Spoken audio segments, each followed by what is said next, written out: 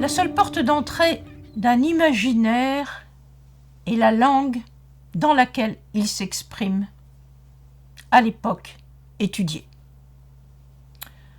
Il y a un mot qui peut vous étonner, c'est celui d'imaginaire. Imaginaire, des images, ce que l'on imagine, quelque chose de pas sérieux. Eh bien, l'imaginaire, c'est une notion très importante quand on étudie les sociétés du point de vue historique, du point de vue de ce qu'elles ont été.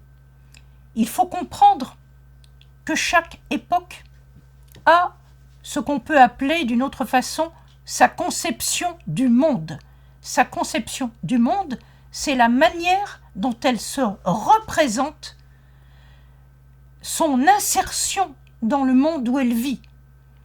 Et donc la représentation relève non pas de l'imagination débridée, mais des possibilités de penser le monde à l'époque dans laquelle on vit.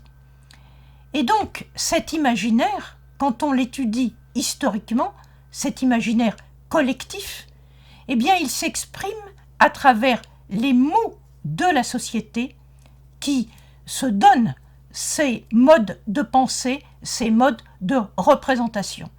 Et cet imaginaire, il faut l'explorer en explorant la langue, les mots dans lesquels les images sont représentées, dans lesquels les images se disent. Et dans le cas d'un texte du passé lointain, 1500 ans avant nous, comme le Coran, il faut se représenter ce qu'a été le mode de représentation des hommes du passé.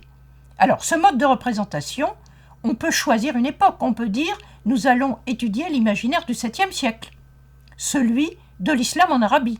On peut dire aussi, nous allons étudier des imaginaires postérieurs, l'imaginaire de l'empire musulman, des gens qui vivaient à Bagdad, ou à Damas, ou à Cordoue, à telle ou telle époque.